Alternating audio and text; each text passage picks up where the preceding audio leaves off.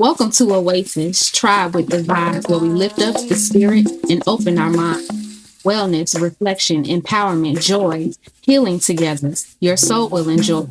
Hosted by Netta, let the journey begin. Authentic on the vibes, bringing light from within. Hey, Tribe. Welcome back to OTWV, a wellness podcast. I'm Netta, your host, and you're here with Jules and Authentic. Hey. Last episode, we talked about money management and financial wellness with Penny and how what we inherit and believe shapes how we handle wealth. It was a very spiritual conversation. Penny dropped a lot of scriptures to remind us that your faith and your spiritual wellness truly does start with what you believe and how you act that faith out. So I appreciated that. But today, we're talking about the unspoken things we've inherited and the survival patterns they formed. Today, the topic of conversation is parentification and the various ways it can show up in our lives, whether you see it or not. And parentification, for those of you who don't know, is when a child becomes the emotional or practical caretaker in the home, and how the role reversal often becomes a leading cause for trauma. There are two common types for parentification, and mine were a combination of both. There's instrumental parentification, when a child takes on practical adult tasks, such as caring for siblings, managing the household, translating, and constantly, I can't put any more emphasis on this, constantly translating for parents, or handling responsibilities that feel like parenting altogether rather than participation. The other, the more common, is the emotional parentification. And this one is quieter, but it's even more harmful because it happens when the child becomes a pillar of the parent's emotional support system, almost the only pillar for the emotional support. Sometimes acting as the therapist, the caregiver, the comforter, the mediator, absorbing the parent's stress, relationship issues, or financial stress. In my case, for this combination, I learned early that if I didn't hold everything or everyone together, everything would fall apart. And often it did. As parentified children grow into adults, we often carry these lessons of survival roles into our relationships, our friendships, our professional lives. Many unintentionally attract partners who need saving, feel anxious when things are calm, struggle to receive support without guilt, or confuse love with responsibility. And I know all too well that in my friendships, we become the therapist friend. While I thrive in these instances, hence I am hosting this show, we again take the responsibility and the emotional, we again take the role of the dependable one who checks on everyone. Everyone else handles emotional labor and stays strong even when we are overwhelmed, which can lead to resentment, emotional burnout, and withdrawing from others altogether. Over time, this can lead to chronic stress, emotional exhaustion, and I'm not dying from premature death. This also greatly impacts the nervous system, which I've been working on regulating. Authentic shared in the last episode that she's hyper independent. And so every time I get to, talk about being hyper vigilant, it really brings back feelings in my chest. I feel it in my chest first because I'm really trying not to cry. And then I feel it in my head. So even though I know what I'm about to say, because I had to write this down, y'all, I had to really script this out. because it's my birthday episode and I'm choosing to talk about parentification because I'm choosing to heal myself and reparent myself while also explaining that, like, I'm not alone in this. So bear with me. This also greatly impacts the nervous system, which I've been working on regulating because many adults who are hypervigilant, anxious, and tense, and unable to fully rest, since our bodies, equate relaxation with not being safe, and being alert was the only way to survive. I say all this to say my birthday is in 2 days. So if you're realizing right now that you were parentified as a child, the first step is acknowledgement without defensiveness. If you are currently realizing that you are parentifying a child, meaning you are putting your child in a place of a parent or adult when they should not be holding that weight or responsibility of those complex emotions at their age, your first step is acknowledgement and not defensiveness. And if you were the strong one, the caretaker, the mediator, the peacemaker, and much like myself, the fixer, the extra responsibility or that conversation obviously hits home for you. We're connecting the dots between ACEs, parenting styles, environmental factors, social norms, etc., to healing, inherited burdens, emotional overfunctioning, and why breaking generational cycles requires boundaries. Because this could and also does create really deep wounds. You cannot build wealth, love, or peace on top of unhealed roles. So let's talk about it.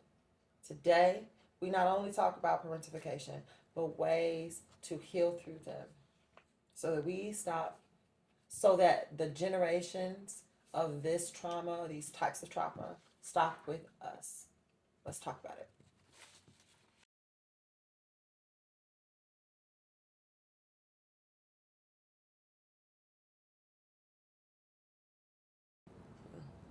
Trigger warning. This conversation is going to carry heavy, heavy emotions and maybe a trigger for you while listening. So we ask for your viewer and listener discretion as we will be discussing childhood traumas themselves in general, parenting styles, poverty. We're going to be naming it. You name it. Anything that could be classified as an adverse childhood experience. So again, viewer and listener discretion advised. And try your mindful moment is going to be again a little bit longer than a minute so that we are fully prepared to take in the extent of this very healthy, necessary conversation. But we want to make sure everyone is at a calm equilibrium so that they can receive it well. So if you join us, great. If not, fast forward. But if you're joining us, try your mindful moment starts now.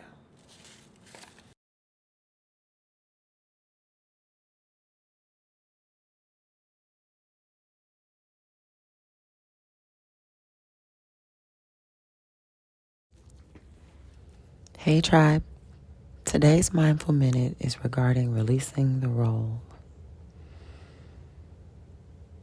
Close your eyes and take a slow breath in. Exhale gently.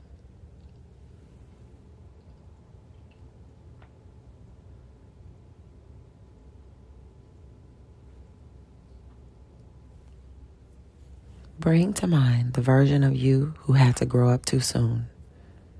The one who stayed ready. The one who held everything together. Picture them in your mind.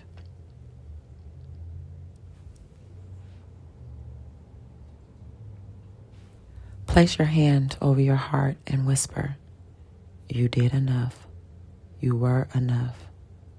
You are enough." Now imagine laying down the weight you were never meant to carry. Not with anger, just with clarity. Breathe in and silently say to yourself, "I release the role." And breathe out and say to yourself, "I return to myself."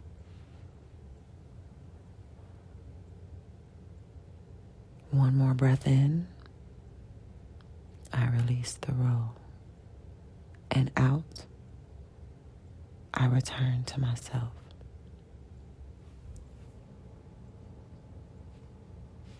When you're ready, open your eyes.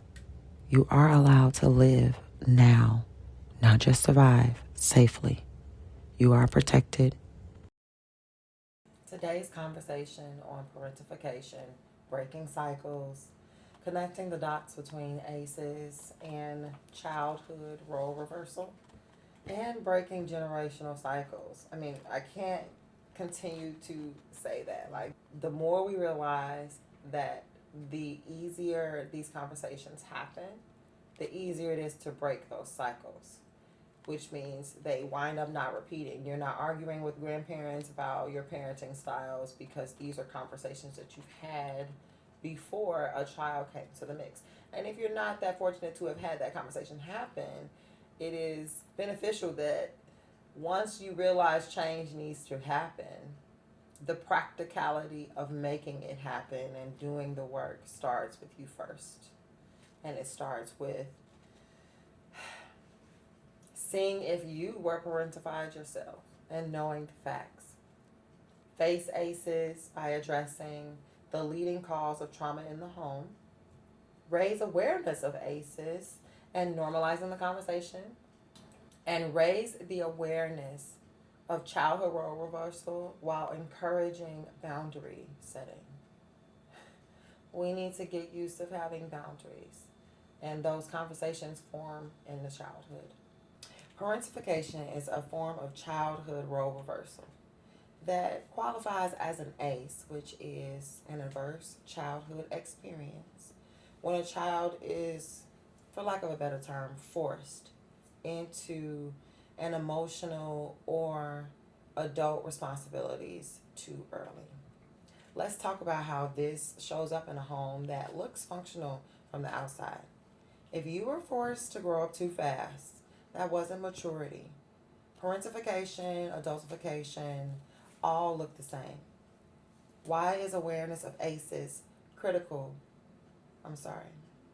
Why is the awareness of ACEs critical for breaking generational trauma? Let's get into it. We're asking you as well.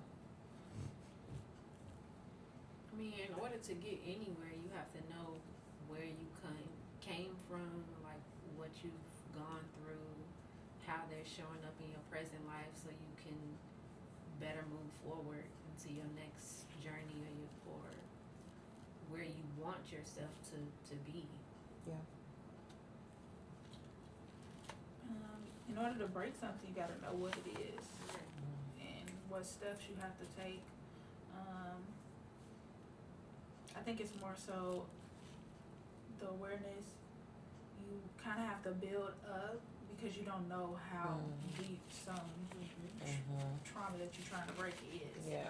Like, you just may see it as this simple thing that you're seeing, but if you go back so much, you don't know what the root cause of it is. Yes. Absolutely. Absolutely. It's way bigger than the program. Childhood role reversal often shapes how we attach, communicate, earn, and spend money as adults. Being the strong one often means you were emotionally abandoned in plain sight. And that was my case. Like others, the strong children learned strength because, like myself, they didn't feel safe being vulnerable. Many of our relationships and financial patterns are survival skills in disguise. What's the difference between being responsible and being emotional parentified? Because I had chores, but on the other hand, I was doing things that a parent should do. You might be saying to yourself, well, my parents were barely at home. So who was raising you? Who was parenting you? And if the answer is you, then you were absolutely parentified and you had roles reversed. You were doing things that you didn't need to do. Yes, there's a difference between cleaning up after everyone has eaten dinner. Did you make the dinner? Did you go buy the groceries? Did you make sure all of your siblings ate after they did their homework? That is both parentification and adultification. And to me, the difference between responsibilities and being parentified. Yeah, I think there's a thin line between the two.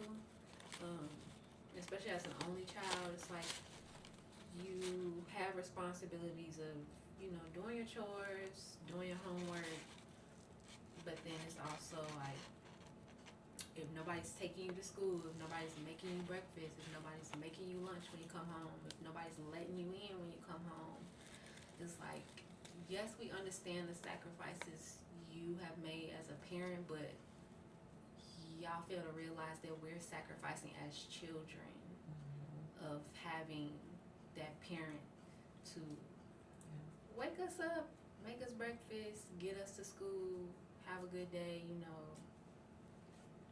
If you're doing that for most of your school age years, that feels like, okay, you are emotionally detached, Yeah. or doing it on your own, and you I don't know, it's just a thin line between like, okay, I have to do this because I'm helping out, but also I'm doing this because ain't nobody to help me. Yes. You talked about adultification too, right? Correct. I think some of mine flow in and out because, like, I think at about 13, my mom started making me make my own doctor's appointments, keep up with it, keep up with my medical records. And that's like, okay, I get why you want to make me start doing that, but at 13, I feel like that was kind of young, especially like with some of the things medically I was going through at the time. It's like I'm making these appointments with these specialists and stuff, and I don't even know what to do, what to say, and they telling me, like, I'm trying to figure this out as a 13-year-old. Yeah. So that's, I feel like that I'm more on the adultification side with that. And what would you have rathered in that instance? Because you think about raising your own child, wouldn't you want them to advocate for themselves and know their health needs? Yes. How does that look in a balanced way as a parent? But if you have not, if these are already formidable years and like you're going through puberty and all this, if you have not even told me what I need to be advocating for, or giving me like, hey, these are things that you should be looking out for as a young black woman. These are things that can come up in your health and in, things like that. Like, what am I advocating for? Like, you're not even telling me things to look out for. So I'm just going in here blind, like, oh, this is what's happening to me, but also I don't even know these other things that can be happening to my community as a black adult, and as a woman. Yeah. Like they, that whole thing, lying by omission, like you're not giving me full information. Yeah. And I feel like that looks like the parent with the child at the first appointments, or, multiple appointments until the child says, like, I feel comfortable you no longer being here with me, right? Or does that feel like a helicopter? Yeah. I'm getting to the point I could imagine you were. I could imagine you were. So I feel like because my household, looking back now, was neurospicy, I didn't have to parentify as much. Maybe like I kept up with my little brother. He would always be with me, making sure he was at home. But I didn't really have to do homework with each other or make meals for each other. It was like you can make a meal by yourself, or you can eat whatever my mama decided was for that day.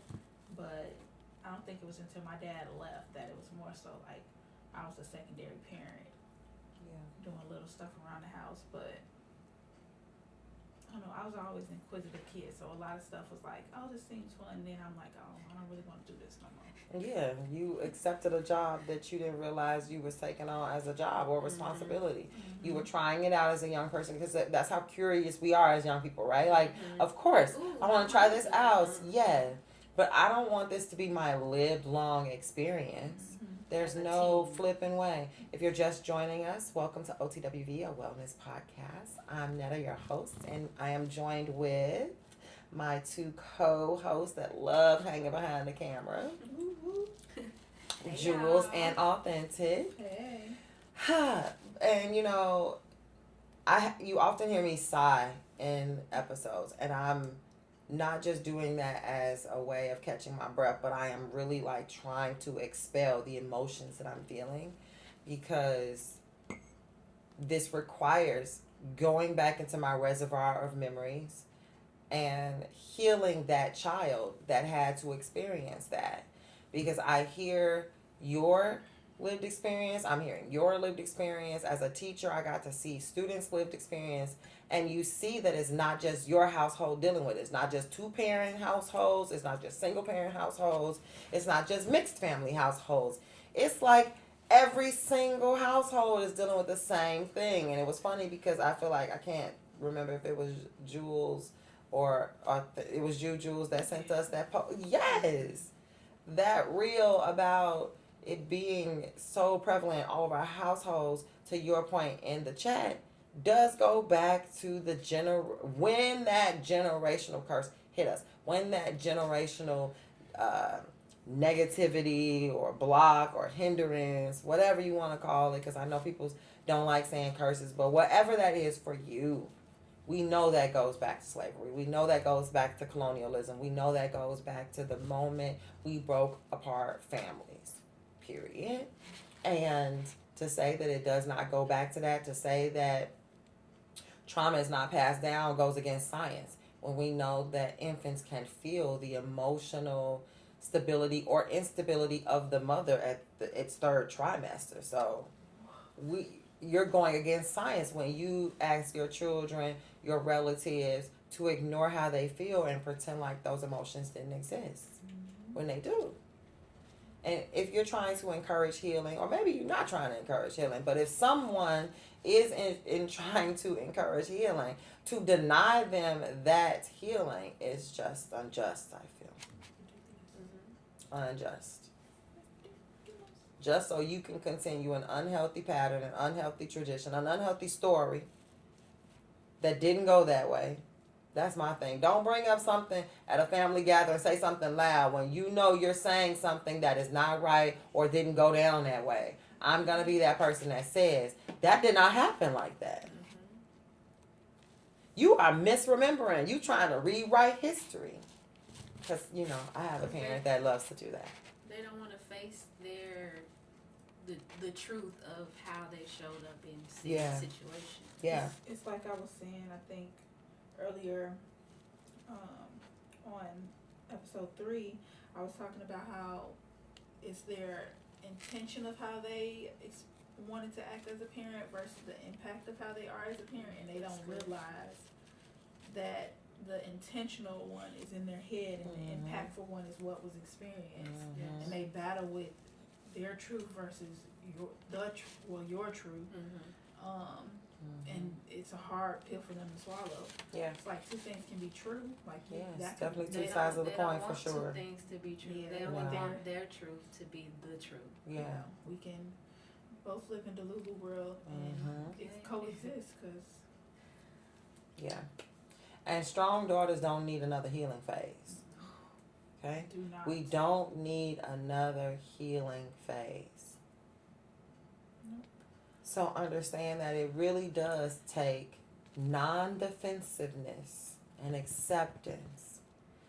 We know we're not going to get apologies. But if you just accept the past for what it was, acknowledge behaviors, we can all live in a healthier place and move forward. we could all live in a healthier place and move forward. I'm struggling with that. If you can't give an apology, you barely want to acknowledge, but if you can't even give a simple apology and changed behavior or how can we move forward type of conversation, It's the generation. I talking can't forget. about. Well, Go ahead. if they're not even going to acknowledge the problem, where do you think an apology comes from? An apology comes after acknowledgement. That's what I'm saying. I can't move past any of that. We can't move. But there is no forward if we're stuck here. What if children come into play? They change. What with the You're speaking from your perspective right now, and this is timeless. So whenever you're tapping into this episode, welcome to OTWV, a wellness podcast. Please like and subscribe. If you resonate with this, leave a comment. They're timeless, right? Do not judge Jules for where she at in this moment. So my next question is, if growth happens, right, and you meet someone, you fall in love, you realize you have a more secure attachment, you have gone to healing, now you have children in the mix. Are you going to deny them their relationship with their grandparents or aunts or whatever, with any crucial family members? I'm going to just say crucial family members. Crucial family members.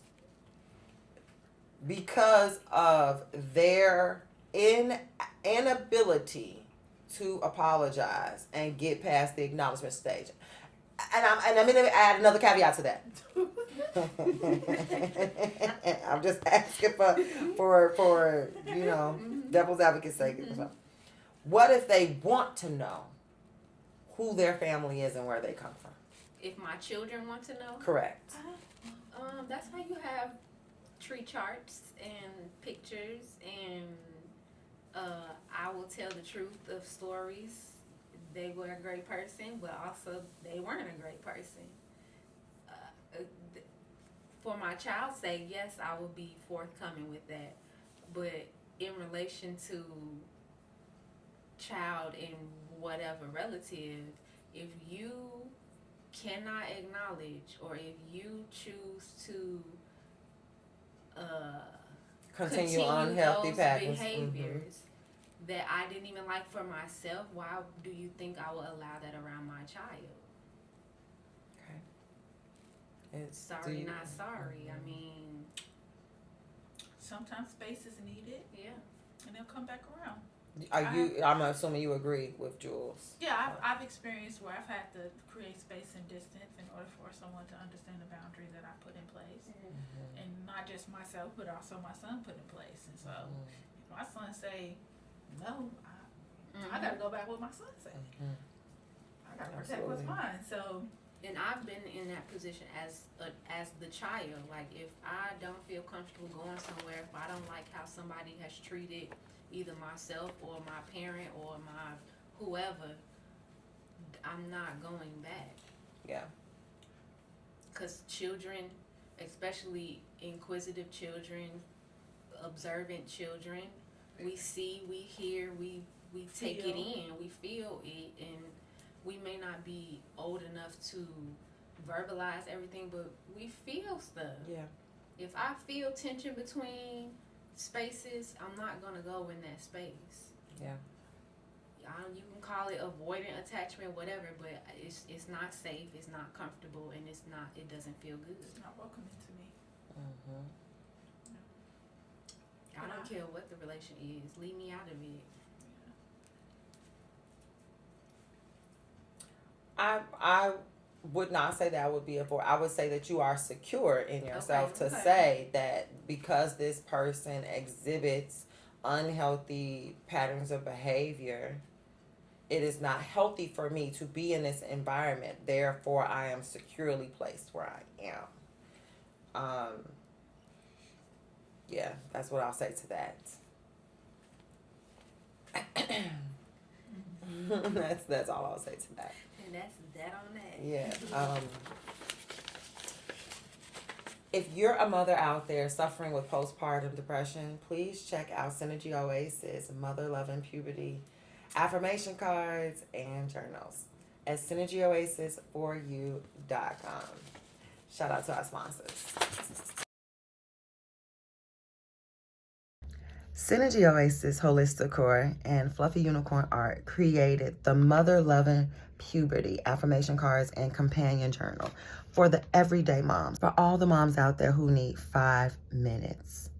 We created it compact, easy to put in your purse, keep on the go so that you can give yourself a pick-me-up in those moments that you need it, because motherhood feels like mother puberty, no matter what stage and age. Get it at synergyoasisforyou.com.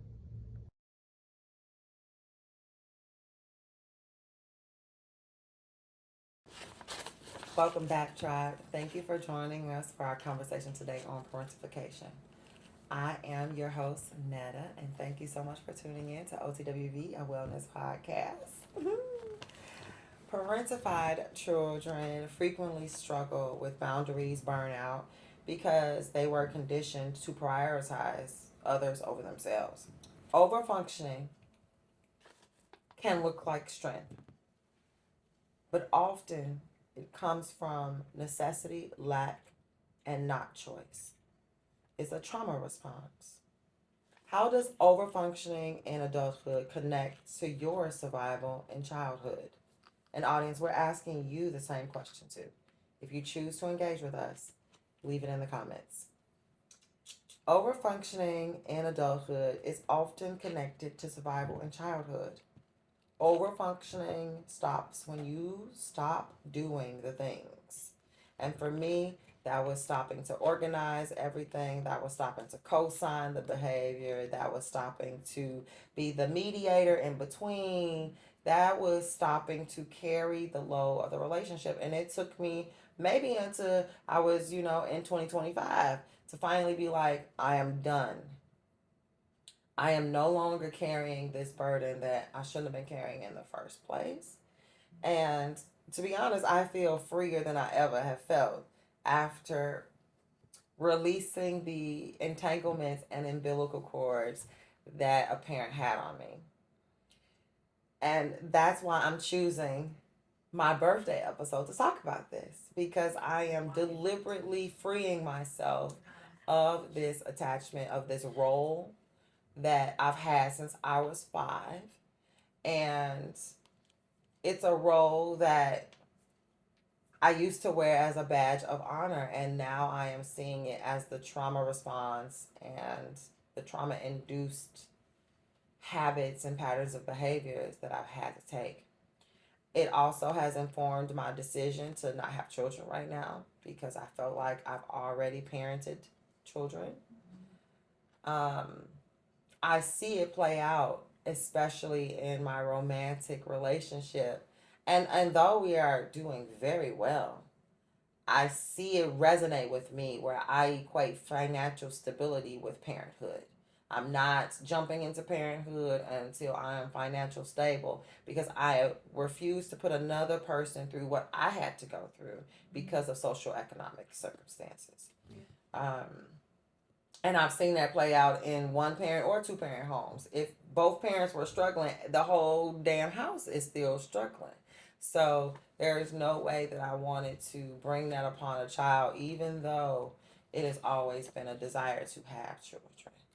I just never saw myself taking that leap to deliberately put another human being in that situation to go through life with me that way. No way. So I do know that my baby's gonna be trust fund babies, okay? Because no way, no way. And oftentimes we don't want to say that it's because of our upbringing, it's because of our home lives, it's because of how we were parented that we make the decisions that we make. And our parents don't want to hear that. I'm sure it doesn't make my parents feel good to hear me say that their only and first child has refused thus far to have children because of the way y'all decided to raise me. But I've been saying it that way since there was no other way for me to articulate that. The adults around me showed me what it was. They showed me what struggle looked like. They showed me what trying to make ends meet. If I'm struggling by myself and I don't have a kid, why would I want to bring a kid into this mix? Yeah. So I need to do all that I can to responsibly enjoy life's pleasures without adding burdens to myself. I agree with that, and when people ask all the time, like, "Oh, when you having kids? When you having kids?" and it's just, I sometimes I just want to be frank and be like, "Why do I need a kid? Because do you know I'm not ready to have one? You know I'm not financially where I want to be. You know I'm not, where I want to be in life for even myself. So why do you think I would need to be bringing children into this? Yeah. Like to populate the earth? Like give me a good reason on why you're asking me why I don't have children right now. It's a billion of us. It's enough right now. I'm healing through my own stuff. Like I don't want to bring a child through this like I'm going through it. And then people always give the excuse like, "Oh, well, you're never ready for a kid." And I'm like, that's a choice. Like you chose not to be ready when you laid up and had a baby. Like I am going to be intentional about who I'm laying with, when I'm laying, and why and how I'm laying. Yes. I'm not just gonna have a kid just because I want one. Like it has to be right across the board. Yes.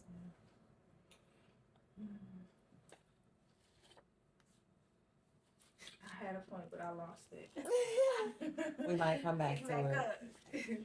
It is possible to honor our families while refusing to repeat unhealthy patterns. So I'm about to ask the ladies what their roles were. What were your roles? I think I've said in the intro and even in this conversation. So if you're just tuning in, hey, I'm Netta, the host. This is OTWV, a wellness podcast. And you're here with me and my co-host who loves to be behind the camera, Jules and Authentic. Wow.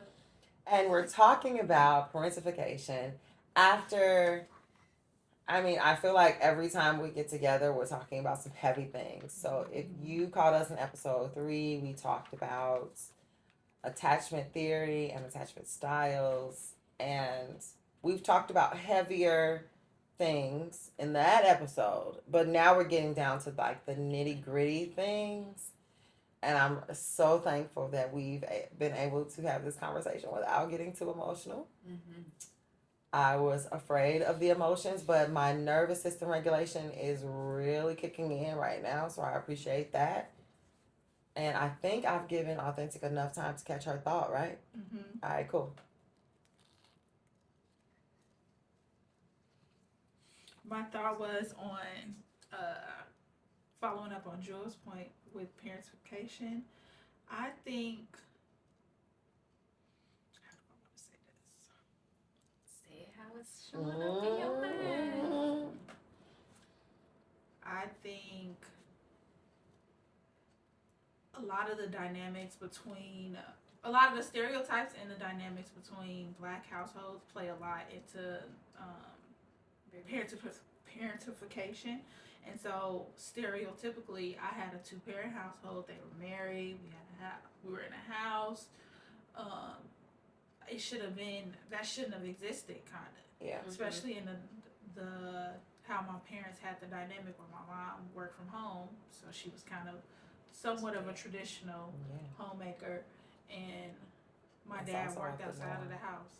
So for me to still have some instances where I feel like I more so parented myself than my siblings. Like when it came to like what classes I took, I kind of figured that out on my own from like 6th grade until high school. I was taking extra classes in the morning. Like I more so parented myself because I think by the end I was getting, like I was very high up in my class. Like I wasn't being challenged. I was getting in trouble for talking because I was bored after finishing my work. So I'm like, I gotta challenge myself. So I would select my own classes because I'm like, these are boring. So it kind of went to the other side. I know you said you're only child, but even that step of like your academic affairs, my medical affairs was like a thing that I learned at a very early age. Like I was filing paperwork at like 9, 10.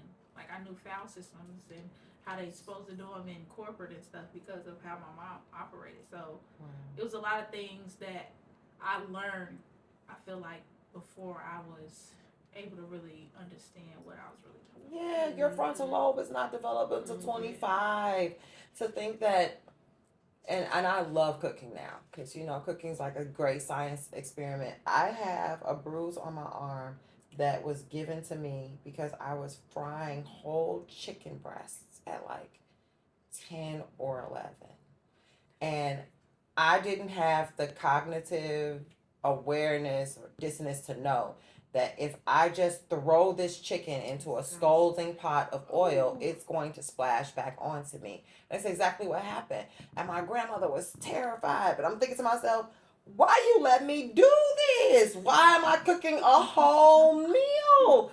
What is happening right now? And yes, I still have the bruise for it because my grandmother was the product of slavery, okay? She was the only child of her mother who owned a brothel.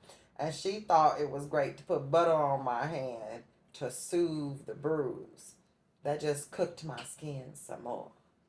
So I have this bruise forever. Some of them things work. Some of them did. Some of them did. But that right there. Sugar on a cut, that worked. I believe that. I believe that. I believe that. Because honey work as well to help seal it. Yeah, I believe that. Liquor help for toothaches. Mm-hmm. Nice little shot, swish it around. Believe that. But in that instance, did not work. Okay. Oh, baby. Yes. And we both swore not to tell my mama for a while. But it's hard not to tell her when I got the damn bandage on my arm. Yeah. Trying to hide it. Yeah, but you know, I had to cook for the house. We had to eat, and Mama wasn't coming home till like 7:30. Ain't no way we waiting that long to eat. Yeah. Ain't no way we waiting that long to eat. So you gotta get ready for bed. gotta do what you exactly. You gotta do what you gotta do. And I asked this earlier. Well, not asked it, but I stated this earlier that you know if you don't address them, if you don't make them aware, they fester. And so early on, as I've said in previous episodes, I'm sure my mother would sit us down in the living room, and that's how we would discuss through things that we were feeling, emotions we were feeling, and whatnot. And so, at an early age, I was able to articulate how it didn't make. I didn't feel good to be having to do these things, but I understood that I needed to do them because my mother had to go to work. Like I understood, but she still gave me an opportunity to express myself in the most respectful way, and that was sitting down and talking about it and discussing how it makes you feel, you know, and what you want to do moving forward. And so now I look upon instances like that and actually cherish them because it's one of the last moments I got with my grandmother before she passed. And now I feel like I got the mark of her forever. But I know the child me was just like, angry. I cannot believe this. This wouldn't have happened to me if I was yes, in my real plan. Exactly. And not that I enjoy playing, because at that point, I believe my mother told me I stopped playing with toys at like 9. And of course I did, because I was having adult responsibilities up to that point. What am I playing for? Playing is for kids. That makes sense. I know, make believe. Like I remember playing with dolls before, but the moment the dolls no longer made sense because I had to carry live human beings and change their diapers and do their hair. What am I playing? What am I playing with a doll for? I got a real life doll over here that's crying. Literally. So I remember articulating that to my mom because she was like, well, you were a kid who, you know, didn't play with toys. And I'm like, because toys made no sense. Yeah, yes. Be playful, yes.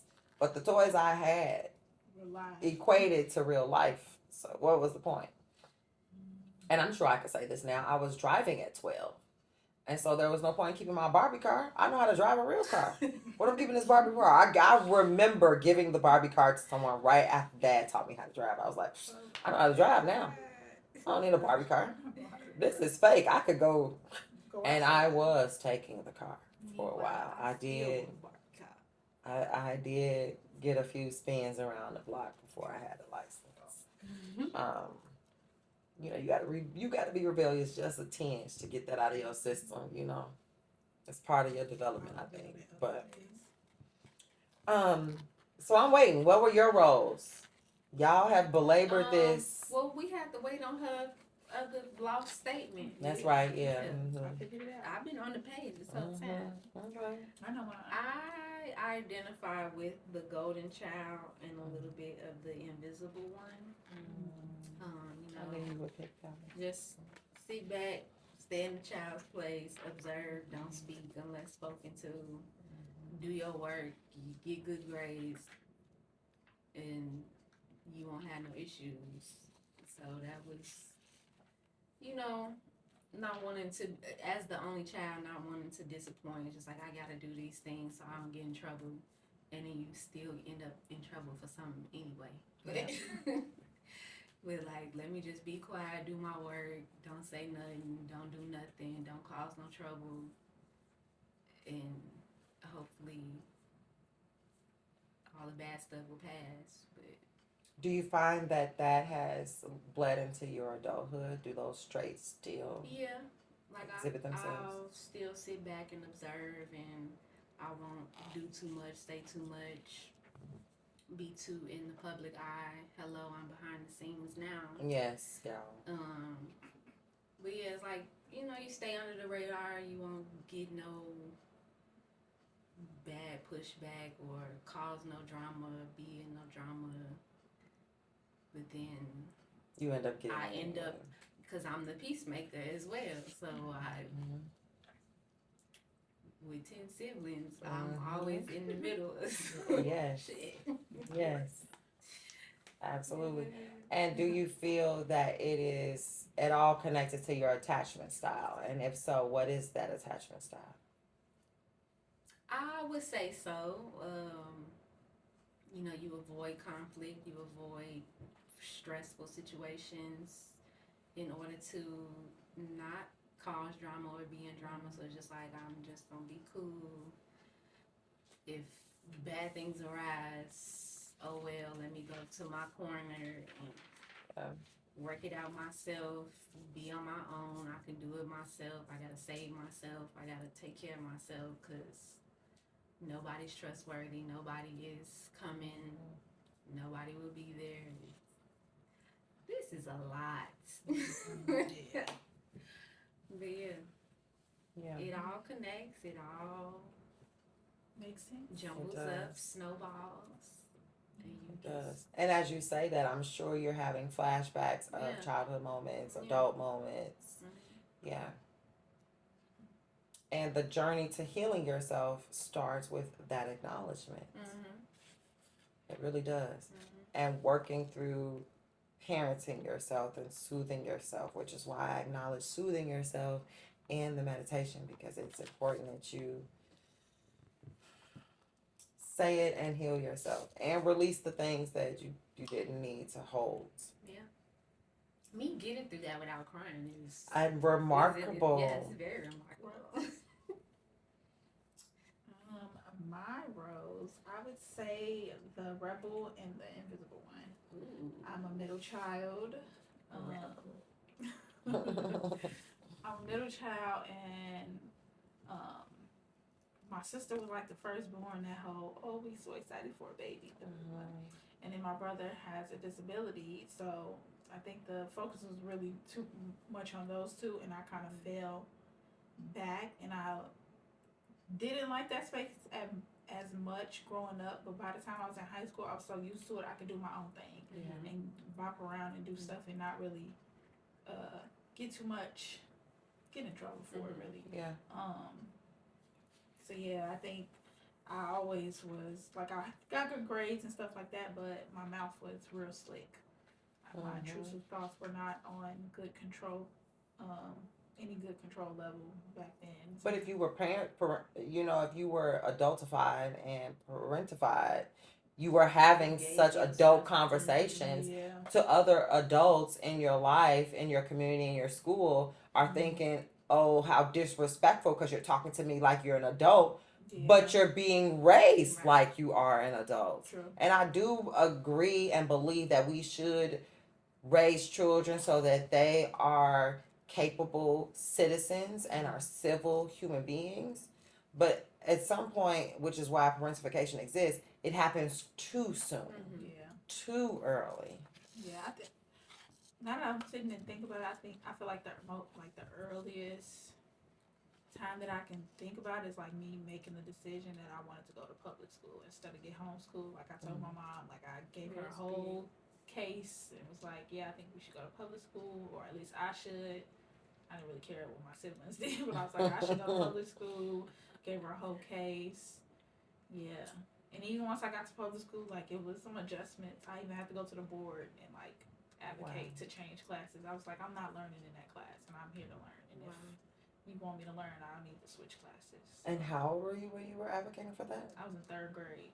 So you're like 9. Jesus. Yeah, 8, 9. Wow. Yeah. Which is no different than you being a 9-year-old walking yourself to school, right? That's why I said, like, when I think about it, it's different, because, like, I feel like my parents covered my basic needs when it came to, like, I didn't have to go work or to help with the bills or get groceries. I didn't have to walk and do that type of stuff. But when it came for advocating for myself in, like, adult situations, I kind of did that. Yeah. And by 9, I was already helping to raise 3 siblings. So technically, I am the 3rd then. I'm like, she is the 3rd. 3rd in location. In relation to the location. You're right. Okay. No, I just didn't have no hand in that. I had no hand in that. You're right. Yeah. Okay. I had no hand in that. I love you, sis. I really do. What would you say your roles? We already. I feel like I know. I feel like you said caregiver. Yeah, it was definitely caretaker, peacemaker, fixer. In the intro, I said all of mine. You said all of them. And I had a combination because I was my mother's only child. She didn't have, after my grandmother passed and my uncles and aunts both moved out and moved in and then moved back. At that point, I'm already still cooking for the household though. Like, everybody coming to eat what I'm cooking because every adult is coming home after we get home from school. And although I had older cousins with me, i.e. Tam from our season 1 episode, Valentine's, you know, Tamla was in there helping me cook. What we talking about? We helping sustain each other. And that's where that bond of cousins like really comes in. You have those other family members that are experiencing the same traumas, different ways, different outcomes, because everyone has their own perspective and path. We've all at the same place with different perspectives on what happened and whatever, but we all still trying to survive and figure out what that looks like in the absence of the adult wisdom, the adults that should be in the room with us. I feel like that's more the dynamic on my dad's side of the family. Like when I would go visit family members, it was like 2 or 3 community houses, and it's like them old West Side houses that's like 3 levels, and you can kind of go through each other, but everybody got their own level, and so it's kind of like they just live all this one big house. It was a couple of them in my family, so when we went over there, it was like the adults went one level, the kids went on another. It was an automatic thing where. That's where I'm like, oh, y'all just be doing whatever y'all want. It's just different. And it's just, learning stuff from like this an adult level stuff that you shouldn't be. That you should. Oh, listen. The stuff that I want to say, y'all just don't have to read it in the book. Y'all just don't have to read it in the book. I'm like, every time I look away, I'm like, Talk about knowing where the bodies was buried because, you know, one of my parents, even when doing illegal activity, malicious things, kept his child with him. And I do get that, like, your first child is often like a first pet. You know, you want to like take it with you everywhere. It's your toy. It's a fancy, you know, it's a shiny new thing you want to show everybody you have. But I don't think. The way you spit that out of that. I had to choke thinking about what I was thinking about. I was not ready for that. I had to get it. I was not ready for that either. It looks very windy out there, and it's raining real hard. I had to get it out before I choked because the thought came so instant. Like, Like still ain't. shit, what was I saying? Him taking you around. Yeah, but adults, parents fail to realize that even though a child is silent, they're taking in and they're perceiving all that you're allowing them to feel in their environment. And so there are wonderful family stories where my father's gloating and boasting about taking me hither and thither and this, and I watched him do this and this and that.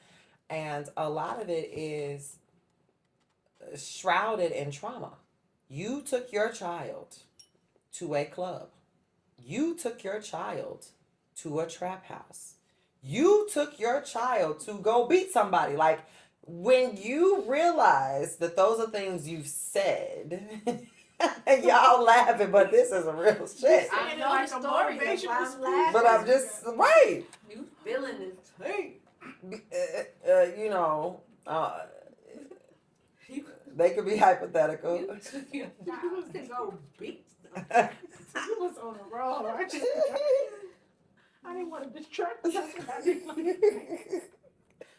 Loyalty to dysfunction keeps trauma alive. So there was no way that I couldn't be like, okay, whoa. Yes, those were great experiences. But let's not neglect the fact that, like, I had to be witness to these things. And I used to take them as badges of honor, being like, I survived a,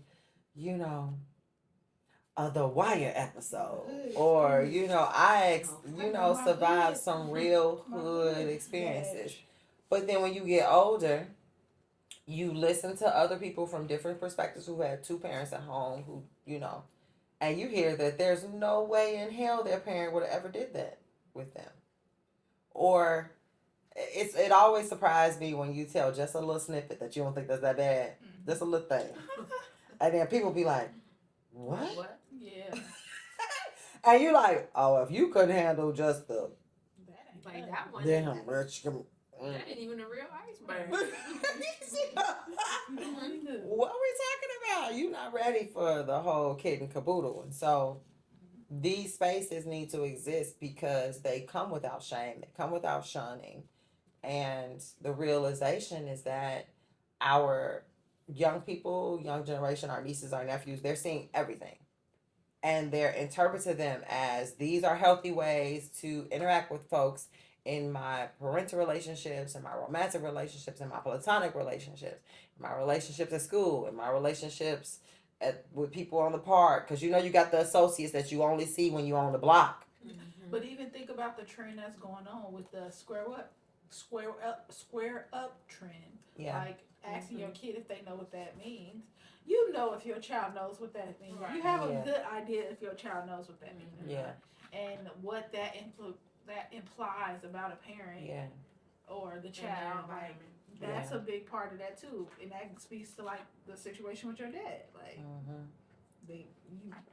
I don't know why. I was a suburban kid, but I knew what square up meant. Okay. Yeah, you gotta know some stuff. You gotta be still from Inglewood. Yes. All day, okay. The three of us are from the murder capitals of our city. I saw that on a documentary too. I was like, not they name in specifically Inglewood and North Lawndale, Austin area. And we continue to degrade ourselves when the family structure is just not whole. We're not whole as individuals before we have children and raise them in areas. This is what happens. The cycle continues. Hey, I'm Authentic. Authentic Capsule is my videography editor and producer name. I decided to make my long-term hobby of being behind the camera my business. I love being on sets of a podcast taping or taking pictures for a good family friend. Book Authentic Capsule so I can capture you. If you're just tuning in, welcome to Oasis, Try with the Vibes. I'm Netta, your host. And our co-hosts behind the scenes are Jules and Authentic. Wow. We are a wellness podcast, so if you caught us right in the middle of this, we are in the middle of our parentification conversation. So we're going to take a little pause from talking about parentification for just a little bit because Jules just finished her second glass And her glass has the bike symbol on it, and that is her renewal journey. So, Jules, tell us where you are on your renewal journey. You need to know more details I about thought it? you was gonna give me, yeah. I thought I was too. Let me see. Oh, hi. It was right in front of my face. Rise again, progress, promising future, and simplicity. I was just talking with you all about this in season 1, how my new year doesn't start until March. So I am currently just beginning my new year, 2026. So renewing myself, I had a trying first couple of months of the year.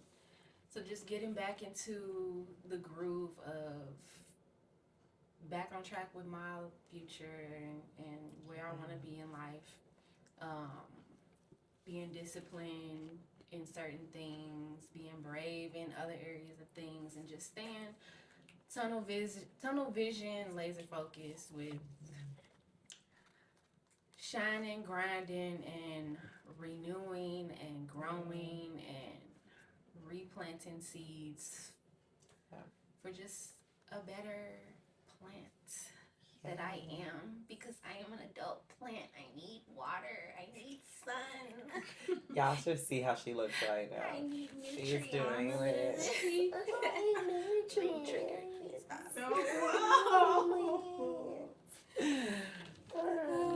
But it's all true. Yeah. So just progressing and getting the train rolling. Yeah. That's good. That's good. Okay. So what now that you told us where you're currently aligned there, what are your 3 gratitudes in that area?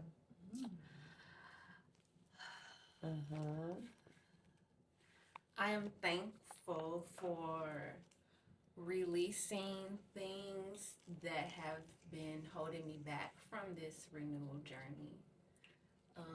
I'm thankful for my village, for being a soundboard, for things I need to talk about and just get off my chest, get a little advice, get a little insight on, is it me or is it them?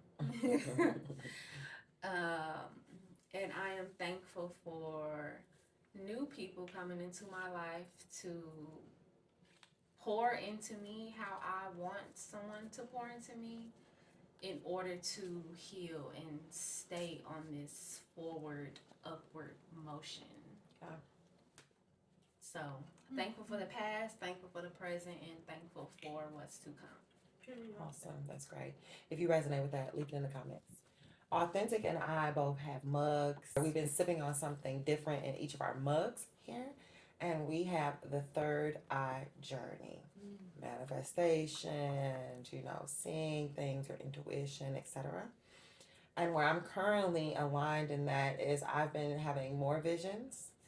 I don't usually dream, but I've been sipping on this new tea, and you all will hear about it in our next episode with Hassan Phenomenon. And it's been giving me such good, peaceful, soothing sleep that I've been dreaming. And so much like Authentic shared some time ago, at this point I can't even remember, but if you've been rocking with the tribe, you know it when I say it. When she says things, they happen. And I have to dream them first for me to say them. And so I'm just grateful that I have new dreams, because it gives me a new aspiration. It gives me a new goal. And in this case, the podcast wasn't something that I ever dreamt of, but being able to articulate myself and maybe do some public speaking as I prepare to have a book launch, as I prepare to have a school launch, I need to be able to speak publicly and enunciate myself. And so to refine myself as a orator seems like where my higher self or future self or subconscious is bringing me towards. And so when I dreamt of that, I was like, okay, that's a new me that I need to be open to. Like, of course, being in a classroom full of kids is fine. Kids believe whatever you say out your damn mouth when you're expert. Like, for real, when you're an adult, they believe what you say. They're so naive in that way, and I love that about children. They don't really question it unless like you don't sound confident when you're saying it. That's why y'all should tell the truth to them babies. Yes, and yes, talk to them like they are humans. Don't talk to them like they are robots or whatever. But having real, honest conversation with children is crucial. But don't parentify them. Don't adultify them. Don't give them more serious, complex things that they cannot handle. And as parents and as adults, you know when you are doing that with a child. If it's age appropriate for that kid to, if they're always so my toys, mine this, mine that, then a responsibility would be for them to clean up after themselves when they play with their toys. It wouldn't be for them after you clean up, now go clean the bathroom and clean the kitchen and clean up. What are we talking about? We're talking about that kid who's learning how to put their toys away. I digress. Sorry. I digressed a whole lot with that, but I just needed to get that out, much like a lot of this conversation. But that, I feel, is connected to my third eye journey because I'm seeing it before I believe it. And oftentimes, me seeing it is me believing it, but I have to dream, have lived it through dreaming it first. It's like seeing it from a new lens. Yeah. Versus what you seeing in your mind. Yeah, right? For sure. In your waking mind. I'm grateful for another year around the sun. I am grateful for this opportunity to spend it with my tribe and spend it in a holistic, healing way. I am grateful for these conversations and having the space to share them because a lot of times when you're healing yourself and you're hermiting and in solitude, it's alone. And I'm probably going to get emotional with this, but it's cool. My siblings have heard me say this before. I was so grateful when they turned 21. I couldn't wait for them to become adults. Don't make me cry, please. I've been doing so good.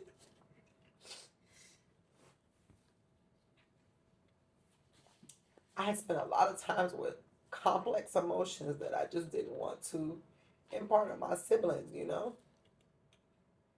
When I knew they didn't have the capacity to help me in those moments, you know? Some of my siblings are so... The age gap between us is very vast that it wouldn't have been fair to them to put that on them. And so because I was parentified and adultified, I was very cognizant not to do that with them. So I couldn't wait for them to turn 21. So we get your, go to the club, you know, do adult things. But I couldn't wait to have a community of people that I could share the shared trauma with. And now we know all the nitty-gritty. And, you know, it took a while for them to get to that age. And I just appreciate the steadfastness and the sort of long suffering that I had to hold that in for a long time and not like put that on them. Because I was going through a lot and I didn't have an older sibling. I didn't have somebody to talk through that with. So I think that my going through such heavy things in my early adulthood really did force me into alternative methods of healing right away because I had no other outlets. No one else was experiencing what I was experiencing without being a child or another adult who was just healing themselves so much so that they couldn't realize that I also needed healing as well. So, grateful for all of that. Well, on behalf of all the siblings, I think I can speak for all of us saying thank you for shielding us from all of that and also being our safe space. And we love you so much.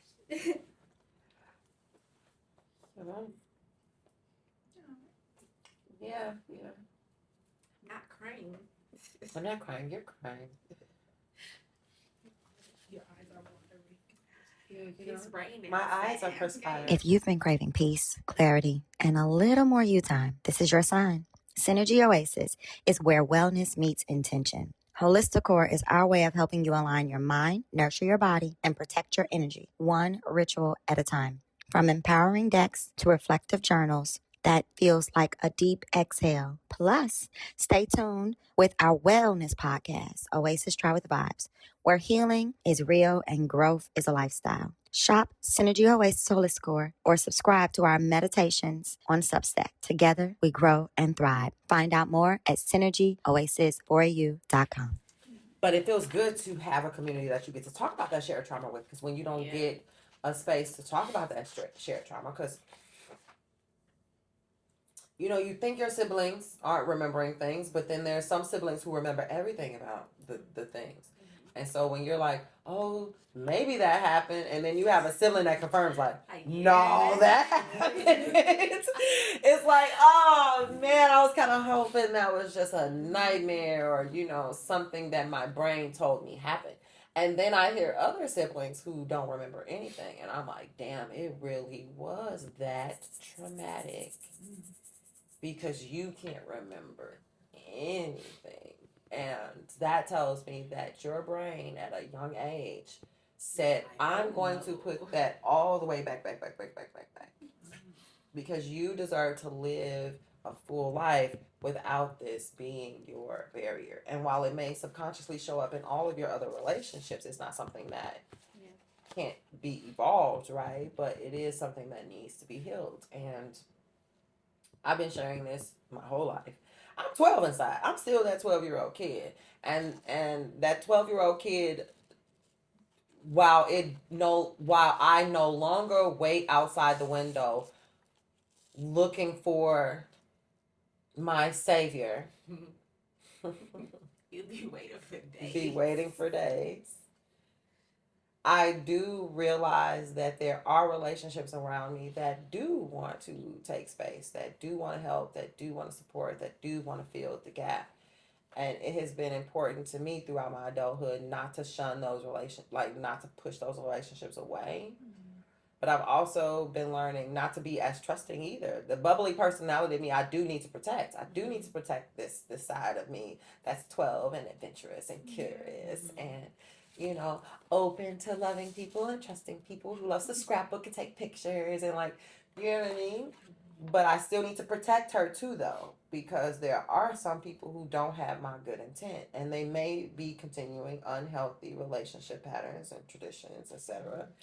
And unfortunately, that person and those people used to be the same people you crave the attention from. Yeah. And I shared it in our attachment episode. I no longer have that attachment style where I'm anxiously seeking it, even though I know I'm not going to get the restorative relationship I want.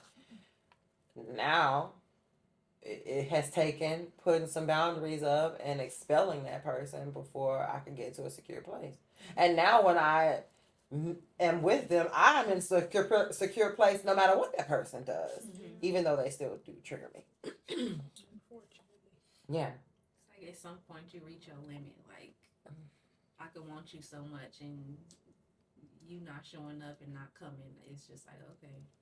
Because until that person wants to heal, every time you come into contact with that person, they're going to assume that you're ready to assume the position. Do the things you've already done. They haven't come to an evolved state, so they're hoping that you're going to bounce back on old habits, old patterns, and they're old for you, but they're new for them. You know what I mean? Or constant for them. And the moment you reinforce that new boundary, that's when it's a mess, But they haven't noticed that you've evolved and they've needed to take suit as well. So what has been beneficial for me in this journey has been that my mom, Linda, you all know this, has been on the show. She has evolved ever since after college, after I did what I did. Thank God my decision did not play out in the way that it could have. Amen. Got to read the book for that. But since that moment, she's been even more open to how are you feeling? What are you doing? How can we talk through this? What emotions are you dealing with? And back then, you know, we didn't have attachment theory. We didn't have words to label like a parentification and adultification. And ACEs was not talked about as much as it should have been in our communities, even though it was out. Then Basic therapy. exactly. No black people were going to therapy. Not at all. But my mother was willing to speak to someone so that we could both get through it. I think my mom went, I think I might have took my first ACEs when my mom was in school for social work. Wow, that's wonderful. Maybe somewhere in like between 2011 and 2015. That's so good. But I don't remember I don't think I answered honestly. When I think about, I don't remember my score, but even when we did it with Dr. Tori, even then that would have changed because my definition in Perception my head of what something was, I didn't answer in the way that it was. So you saying we need to take them again? In a different lens, she realizes her numbers increase when she look at them through a different lens. Yeah. But yeah.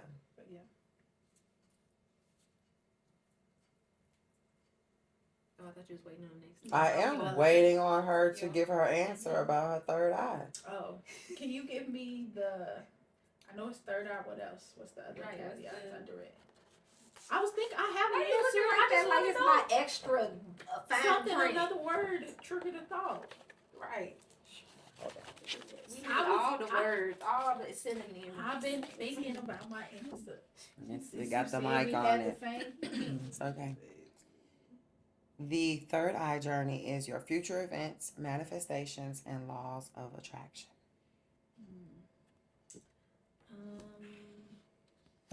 I have been manifesting a lot, more so dreams and stuff like that, and things that are coming my way through little like people that I haven't talked to about what I manifest, and they send me things. I'm like, oh dang, I haven't even talked to you about this. How you even know? And just preparing myself physically, mentally for those things to happen, and being grateful when they do, and that it works out on the timeline that I want, if not better. Because I don't know, I see a lot of things and they come through. They come through when I don't expect them, and I'm excited for that to happen. Because why? Jesus is at the wheel, not you. Oh. That's very true. I am no longer trying to be in control. Jesus, take the wheel. I love to say that. But yeah, just I think being more receptive to like my clairvoyancy and all of those things, and I don't really take note of it, but I do acknowledge that it happened. Yeah, just going on that journey, being a little more open to it. It's good. Yes, so good. And what are your 3 gratitudes? My 3 gratitudes is I am grateful for the tribe that I asked for. I am grateful for boundaries. I've set some nice firm boundaries at my job, and they listen. Just having management that understands and takes heed to my experience within the department, not only as like a person in the department, but a Black person in the department. And I'm grateful for my new coworker, Terry.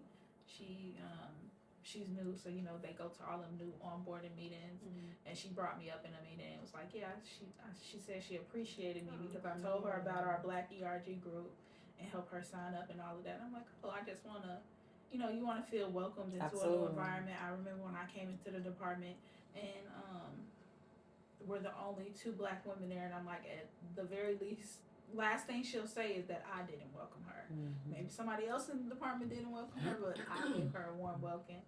and supported her in the best way I could as a coworker, and being in knowing my department and someone new wanting to help them and get them on the right footing. So, yeah. Shout out to Terry. Yes, Terry. That sound like two. That didn't sound like three. Those three. No, Those it's three? in my Okay. village. Okay. Yeah, that's in my thing. Village, Terry was work my last environment, name. and My then work the environment employee. boundaries. Okay. We might get some more boundaries or something. No. I did them quick too. See, they You rolled off. did. Right, I was ready. We was a little on point today. Yes. I just need a little banana. Yes. The last question for this parentification episode. If you stopped carrying what was never yours in the first place, who would you become? And I want all of us to pause right there. Because releasing the role and the duties attached to it is the first step. When you stop playing the part like I did, choose peace, not emotional, egoic support, but seriously, when you stop becoming the middleman, when you stopped parenting your parent, and that might look different now that you're an adult, because parenting your parent as an adult looks way different. Now I got to stop my parents from walking in the middle of the street, making outbursts in public, all kinds of stuff. Why do I have to parent you now? Which, again, your post was perfect, because I understand the senioritis will kick in at some point. When my parents clock past 70, it's really about to be real. But that form of parentification, I don't know if I'm necessarily ready for. I'm just getting over the first part of parentification. They say the life cycle is you come up as a baby, You go back as a baby. Mm. The hell out of here. Better find your home. But for those of you who want to go deeper in breaking the cycles, especially releasing the role of parentification, please read Dr. Marielle Balike's book, Break the Cycle. And also, if you are the daughter of an emotional immature parent, or EIP, and if you're the daughter of an emotionally immature parent, there are EIP groups out there for you. They just need to be sought out. If you also were someone who was exposed to financial stresses as a child, over responsibility, invalidation of emotions, or any acts of conditional love or manipulative behaviors, understand that you feeling the need to be a perfectionist or having any signs of internalized shame, it's because you are the child and you are the products of parentification and adultification. It is okay to reparent yourself and heal after and first with acknowledgement. We hope again that this episode brought you some clarity, some understanding, and some renewal. So understand that the questions that I asked here amongst us here at OTWV Wellness Podcast can be asked to you at any time of your life, at any pace, internally for your own self. Because remember, healing starts from within. But if you are a healer, a light worker, a cycle breaker, and again, that trailblazer, and dare I say it, the black sheep who's been shunned because you choose healing instead of unhealthy patterns or traditions, Oasis Try with the Vibe is the show for you. If you liked our conversation and if it resonates with you, leave it in the comments. Like, share, and subscribe. And until next time, keep flowing with the tribe. Peace. Peace. Oasis. We hope that you take away from this conversation with us today that parentification can look a number of ways. And that's like the caregiver, the peacemaker, the golden child, the emotional support child, the latchkey kid. They sound differently, however people are terming it. But if there wasn't an adult to care for you, yes, it made you resilient. Yes, it made you hyper independent. Yes, it made you hyper vigilant.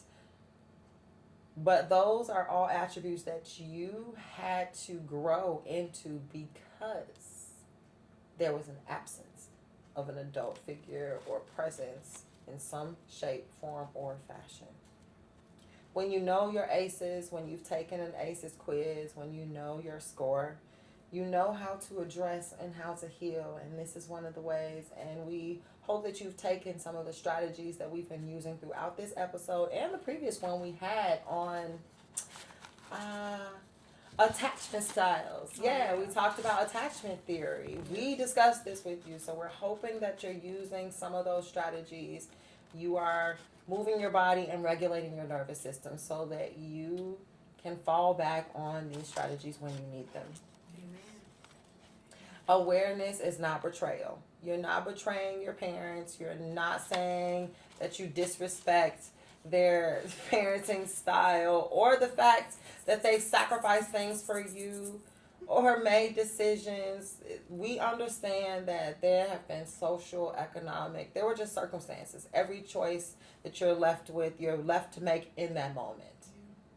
It starts with understanding. There is no shame. There is no betrayal here. No one is shaming anyone, no one is judging anyone. But that does not make how the child feels invalid. In fact, That sounds like some strong ass winds. that But it sounds don't like even oh look yeah, like oh it's- yeah, oh yeah. It don't even look like it's blowing at all. The goddess of the wind. Because this is crazy. That was wild. Whew. Awareness breaks cycles. Recognizing unhealthy parenting, recognizing unhealthy patterns doesn't mean you don't love your family. It means that you are setting boundaries and choosing to live a healthier lifestyle. Boundaries feel uncomfortable, yes, at first, because you weren't allowed to have them. Discomfort does not mean you were wrong. It means you're rewiring your brain. And I believe we also shared that also. If you have not checked out episode 3, attachment styles, we talked about this. But in case you need to hear it again, discomfort is just a great sign.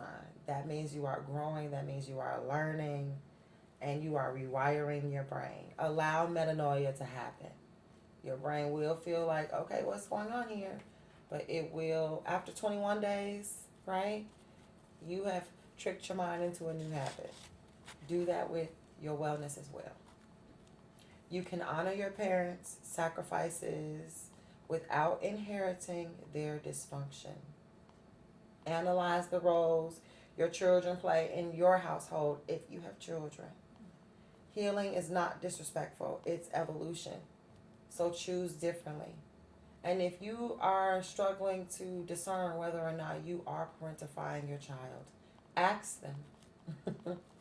Once you explain to them what it is you're asking them, they will tell you the truth. My family is a great example of this. Don't wait until your child no longer wants to be around you before you realize it's because they're tired of parenting you. And until next time, keep flowing with the drive. Peace. You've seen us throughout this whole conversation name our roles, dive deep within ourselves, and reflect on how those roles have shown themselves in our relationships, our partnerships, and our professional lives.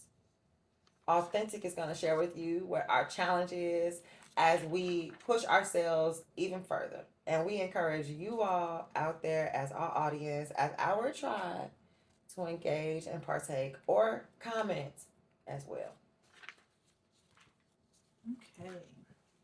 It's time for this week's challenge. I can be honest, I am not excited about this at all.